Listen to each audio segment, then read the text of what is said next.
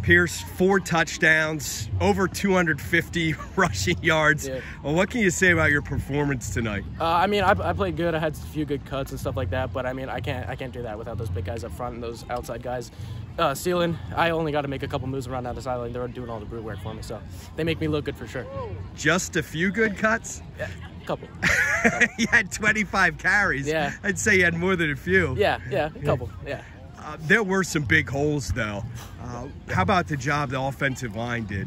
Those guys are so focused, and I think they're just starting to realize how good they actually can be, because there's a lot of slip-ups. I mean, you get in your head a little bit. Sometimes we had these 2 wins towards the second half of the year, and I was like, you guys are really, really strong, and you guys know what you're doing. You guys got to get out of this little funk that you got in your head and really turn it up. I was like, you guys got to rely on each other, and once you stop working as a few little parts doing on their own, you work as one big machine. I mean, you see what can happen, and back-to-back plays, and then get in the end zone a lot faster than you think you will.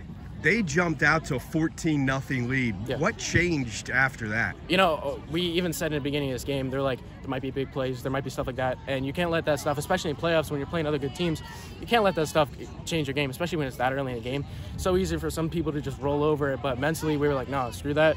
We're going to stay in this game. We're going to stay positive. We leaned on each other and really relied on each other to bring each other up, and that's what they did the whole time, and we really worked. Do you think the fact that your team was in the playoffs last year helped you tonight, especially getting down like that and knowing what it's like to play in a big game like this? Yeah, of course. There's pressure for sure, especially in the playoffs. You know, you lose, you're out. And last year, won our first game, so I think a lot of people kind of expected it. But, you know, we don't listen to what anyone else says. We just play our best game, and then at the end of the day, we're winning. But, I mean, we just got to do our best and can't change anything but the scoreboard.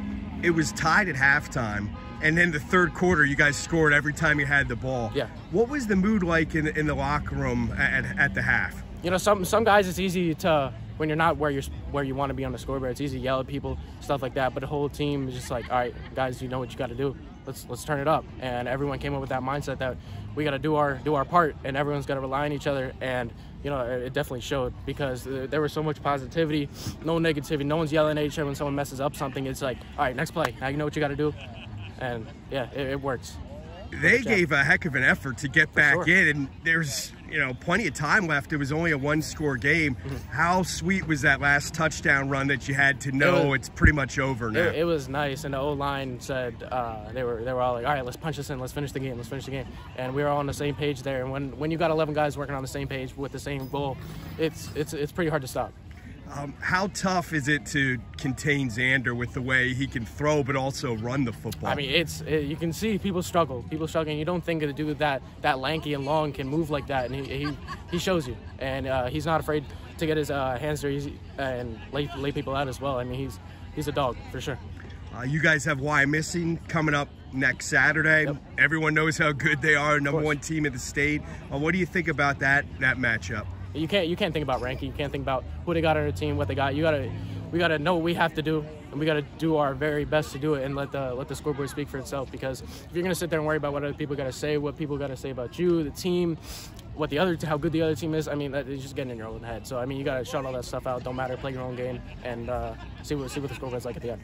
Hamburg did not have any District 3 playoff wins until last season. Now you guys have 2. Yeah. What's changed around here? I mean, I think it's a lot of commitment. I mean, this group of guys have been working since we've been super young, and we know that we have a lot of talent, and I think it's just continuous hard work and commitment to like the sport, and really believing in what these coaches are telling you. And once you believe that, and you got a lot of guys that are willing to run through a wall for a coach, I mean, it's pretty powerful. As the 4 seed, you got to play at home. How nice was it to be here on Hawk Hill? That was sweet, especially for these seniors like myself and all the other guys. We wanted one last home game for sure. How cool is it to see those fireworks going on? It's awesome. Those guys are there all the time for the home games. They're always supporting. It's amazing. They got little binoculars. It's awesome, the sport we have around here. It's like nothing else. Last thing on a fun note, what's your favorite Halloween candy?